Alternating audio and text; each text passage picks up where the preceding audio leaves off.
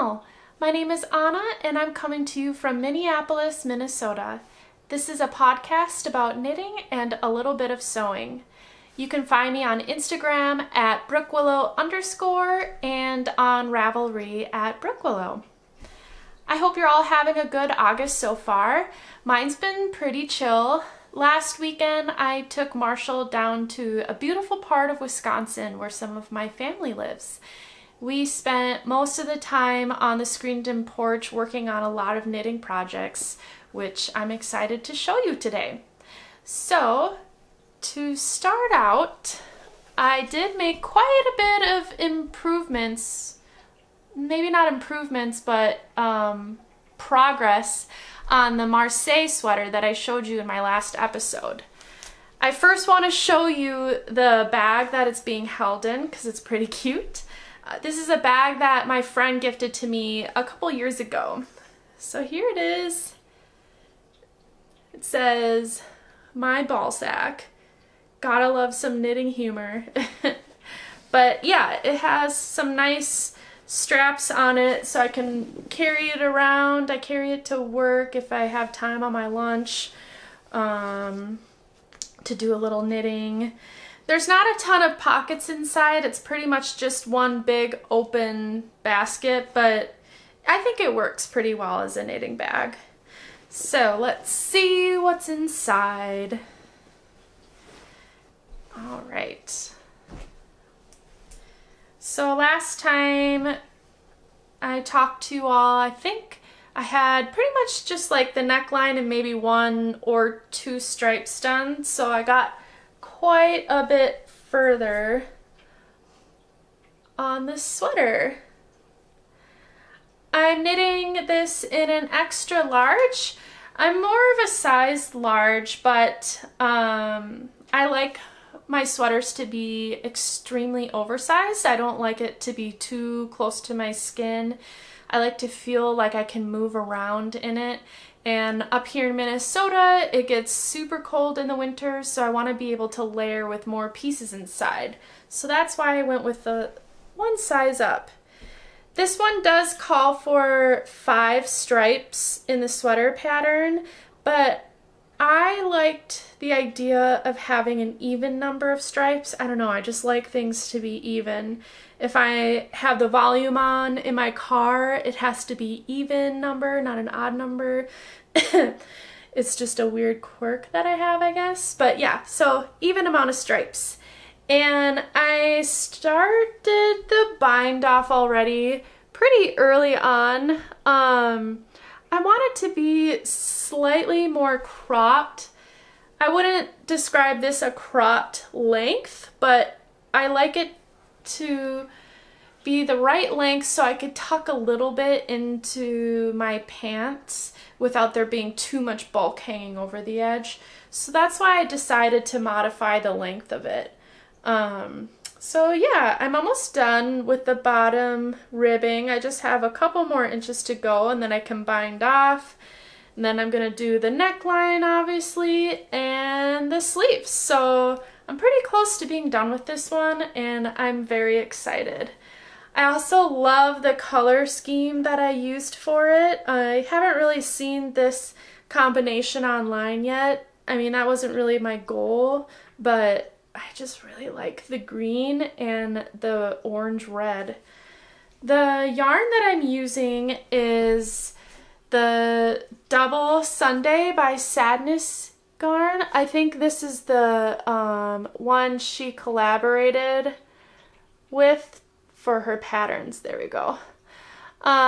This color, it doesn't say. We're gonna go ahead and call it Olive.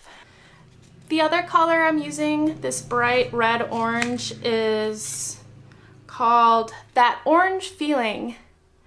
I love the way that it pops with the green. It's so bright. It's really cool. So yeah, I'm very happy about that. The last episode, I was telling you all how I really wanted to make a new beanie because winter is coming up. And I knew that I wanted it to be marled with like a black and white yarn. Originally, I was going to just download a pattern online, but I thought it'd be fun to actually make my own pattern. I used to make hats that I sold on Etsy for a little bit. It wasn't really efficient. Like, it took up so much time, and I was just making the same thing over and over and over, and I got really bored, so that's kind of why I don't do that anymore. Anyways, I have experience with making hats that I designed the pattern for. So yeah, I am pretty picky about the fit of my hat. I don't like them to be so suctioned to my head. I feel like I have kind of a flat head in the back, so I like to have a little more volume back there. And I also knew that I didn't want to have like a really slouchy beanie because I feel like, I don't know, that's what I wore in high school, but with how fast fashion is recycling trends these days, I can see that actually coming back in style pretty soon. But anyways, I wanted something kind of right in the middle. So yeah. Another thing that I wanted to be sure of was I like the look of a rolled beanie, but I don't like it when the cuffs like kind of fall down and then you're stuck with just like one long hat. It doesn't happen often, but it's just something that I never want to worry about. So I was able to create a technique that kept it all in one place and was secured across, and it has the look of a double roll beanie without being too thick on the cuff, and it uses less yarn, so that's another plus. It took a few tries to get the size just right, and the stitch that I wanted to use as well. So at first I knew for a fact that I wanted to use a fisherman rib because I like the way that it kind of pops out a little bit on here. And I originally was going to have it go all the way to the top of the hat, but it started wearing a bit on my hands, and I didn't want to have to deal with that for the rest of the hat. So then after the cuff, I switched to just a stockinette stitch, but that created a lot of like weird extra bulk at the top that I didn't like. So I ripped it back, and then I did just a normal 1x1 rib, and that created the fit at the top that I was very happy with. And it took a couple tries to get a decrease that I liked. I don't like when it gets too bunched up at the top here. I wanted it to be more of like a clean decrease, so I was able to figure out a way to make it just seamless and clean at the top, and I'm very happy with how it turned out. The yarn that I used for this hat is Brooklyn Tweed's Loft. It's a 2-ply yarn in the color Fossil, and then I also used the color Cast Iron. This yarn is made of 100% American Targhee Colombian wool. It's also kind of special to me because Mitch and I used to live in Idaho, and we pretty much lived in the Targhee National Forest, which is what this breed of sheep was actually named after. So that was kind of a special added bonus for using the yarn. I didn't even realize it until after I bought it, so I thought that was pretty cool. The yarn is great. It's super lightweight. This hat weighs like nothing.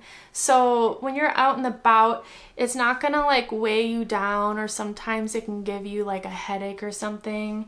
It just is there on your head, and it's super warm because it's made out of wool.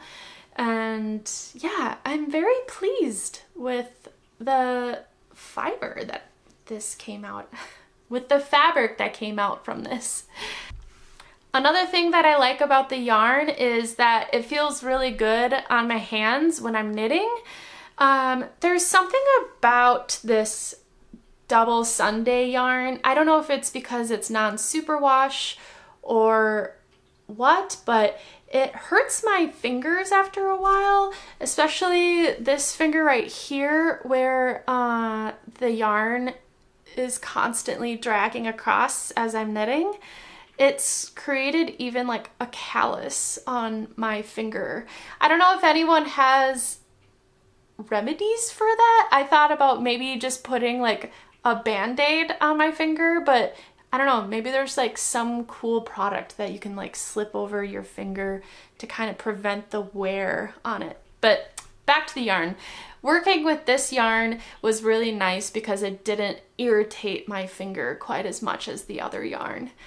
Another thing that's nice is this isn't itchy at all. I do have a wool sensitivity, especially like on my neck, but when I've been wearing this hat on my head, I haven't had any problems yet with it. I haven't really sweat much in it. I do plan on using this when I'm cross-country skiing this winter, so I probably will sweat a bit more, and I'll get back to you on if it gets itchy or not after sweating. But so far, it's been a nice pick. I'm very happy. The exciting part about designing this hat is that I'm actually writing up the pattern so I can offer it to you all online. I'm in the process of putting everything together right now, and I'm hoping to have it available for purchase on Ravelry and I think on Etsy next week. I am going to make it in another color first, so I have just like a couple hats that I can photograph to give you different color ideas on what you can use to make this, which is a great segue into my next section, which is acquisitions. I started the week with no acquisitions, and now it's Friday and I have bought so much stuff recently, so I actually have a lot to show you.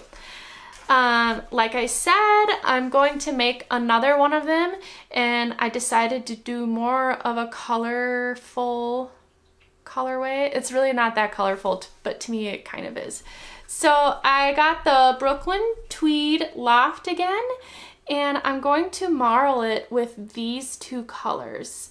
I really like the idea of using the same color story for the marled effect, so it's not too contrasting and it's more of like a tonal look. That is something that I really like, and I'm very happy to rip off these tags and get going on it. So the colors that these are is, this one is Yellowstone, which is also cool because when we lived in Idaho, we lived like right next to Yellowstone. That's probably why they named it this, because it's close to where the sheep came from. And then this one is called Bale.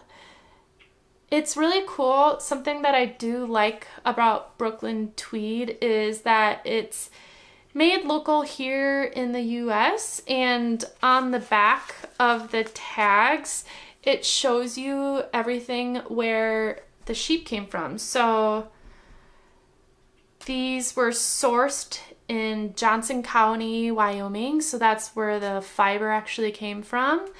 They were spun in Harrisville, New Hampshire, and they were dyed in Philadelphia, Pennsylvania.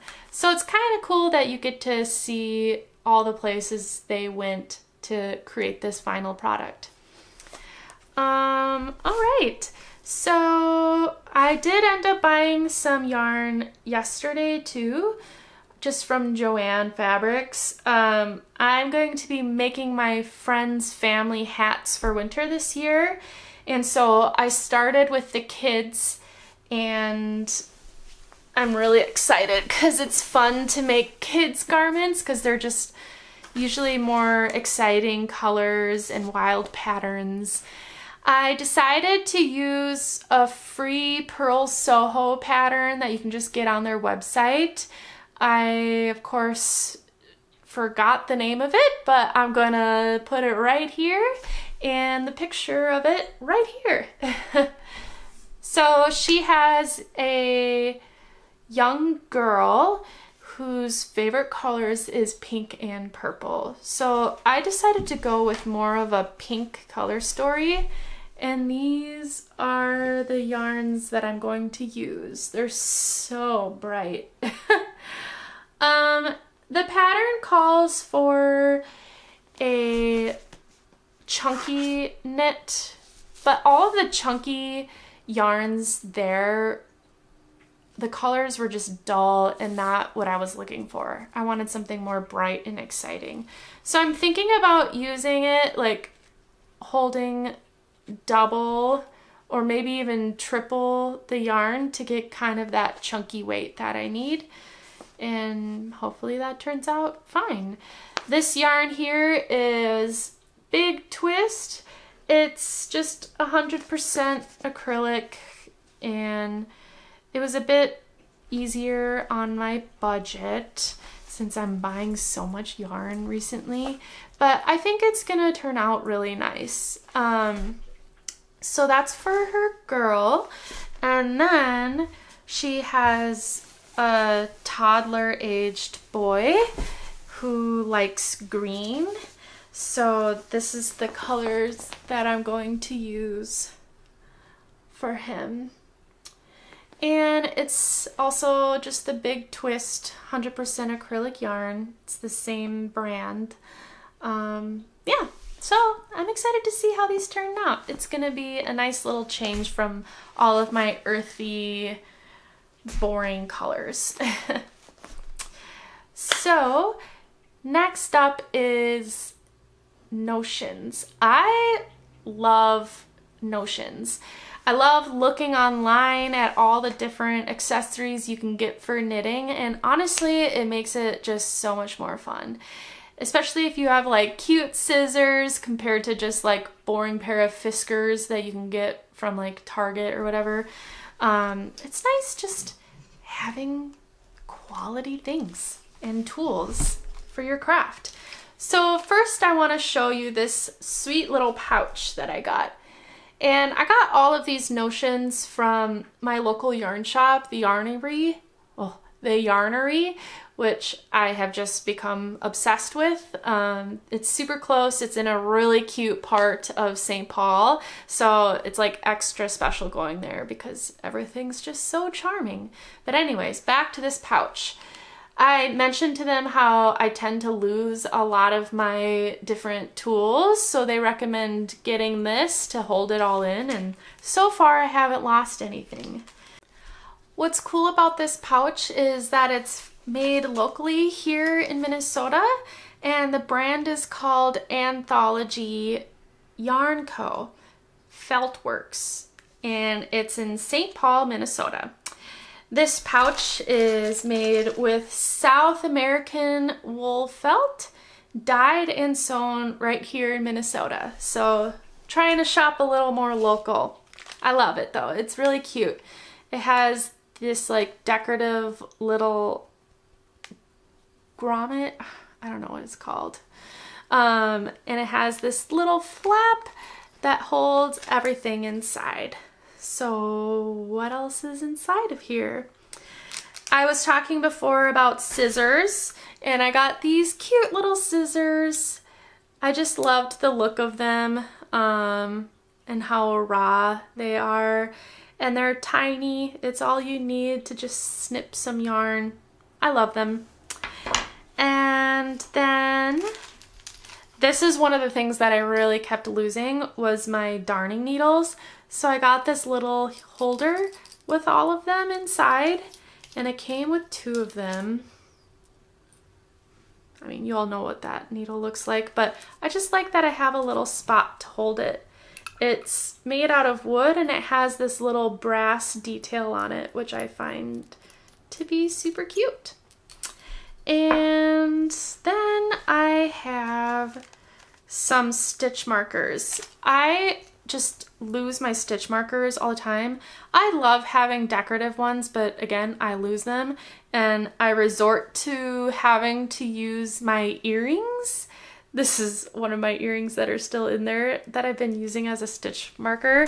So I don't really have as much earrings anymore because they're on all of my patterns, and I thought it was time to buy some actual stitch markers. So I got just these really simple, cute, colorful ones that are just like little pins, just colorful ones. I thought they were cute, and it came with a lot. So if I lose these, I won't feel quite as bad, and I'll have a lot more to spare. And I can wear my earrings again, so that's also exciting. Another acquisition that was gifted to me is actually a decorative piece, and it's still knitting related. So right behind me is these two little wooden painted signs. I'm gonna bring you closer to it. Let's go on a little trip here. Oh, it's hard to aim it. Okay, there we go. So it says, "Knitters gonna knit and stitchers gonna stitch." I thought it was super cute. My friends Cole and Andrew were at a flea market, and they saw that and thought of me and bought it and surprised me with it one day. And I thought it was great, and it goes with the rest of my decor, so they know me pretty well. And yeah, I love it. And yeah, so my final acquisition. I purchased this probably over a month ago. It's fabric that I bought on Etsy, and it came from Latvia, and it was held in customs forever, which is why it took a while to get here. But yeah, I bought this linen fabric in the moss color. I just love green. Green is my favorite color, if you haven't noticed so far. I had a lot of plans for this fabric, but I was impatient, so I ended up making everything that I planned for it using other fabric. So at first I was going to make a dress, which I ended up making with different fabric that I will show you next. And then I was going to make another version of the fawn dress, but I ended up using different fabric for that. In a couple episodes ago, I used a bed sheet that I thrifted. I made a fawn dress. And now I have two fawn dresses, and I think that's enough fawn dresses for me right now, especially now that I'm in fall mode. Like, I don't want to make any summer related clothes. I am making fall, winter clothes. I am ready. The moment August hits, I just am ready for fall. So I don't totally know what I want to make with this yet. I think a really pretty long sleeve blouse would look nice. I still have some wooden buttons that I didn't use from a previous project that would look really cute on this. Or I thought it would be cool to make kind of like a jumpsuit with long pants. So like a pantsuit. There's so many words for it. Catsuit, jumpsuit, romper, whatever you call it. I want it to have full length pant on it. So if you know of any patterns that are along those lines, let me know in the comments below, and maybe I'll make one of them. I do want both of them to be a bit more oversized, because again, I just like my clothes to be more oversized. And if I make a sewing error because I'm still new, I would rather it be too big than too small. So yeah, that's my fabric, which leads me into my final piece for you.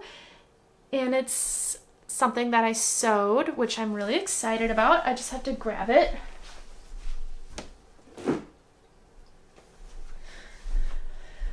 Okay.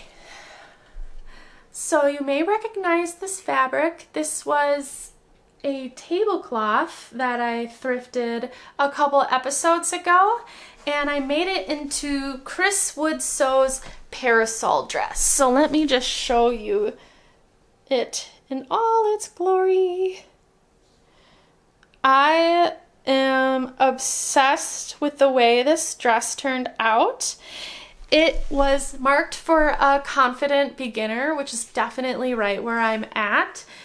And yeah, I love all of the elements, like the tie on the back, the pockets on the front. They're nice and deep too, so you can put stuff in it and it's like not gonna just fall out. And I think the thing that I liked, well, there's two things that I loved about the way she made this pattern. The first one is there was no predetermined sizes. So there's no like small, medium, large, XL, you know, and so on. It was just made using your own body measurements. So it's like a super custom fit that will fit you no matter what, as long as you sew it right. The second thing that I loved about this is it didn't use a paper pattern. So I didn't have to get the pattern printed, cut it out, cut the fabric out with it. Like, it's so much work and it gets kind of expensive. I've just been like getting my patterns printed at like a FedEx office center. Please let me know if there's a cheaper way of doing this, because it ended up being like $20 every time I wanted to get a pattern printed, and that starts to add up after a while. But back to this. So it was just all rectangles. So you did like some basic math and it'll get you the sizes that you need to cut out for each rectangle, and then you just sew it all together and it creates this beautiful dress. So yeah, very pleased with her patterns, and I'm definitely going to be buying more in the future because they're just beautiful, flowy, oversized garments, and that's really my style. So that's pretty much all I have for you today.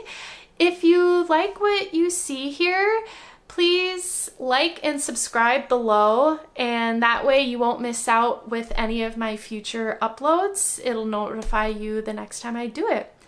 I did want to leave you with this video that Marshall and I made. It features the parasol dress, and it was from when we went to visit my family in La Crosse this weekend. We went on a very cute walk.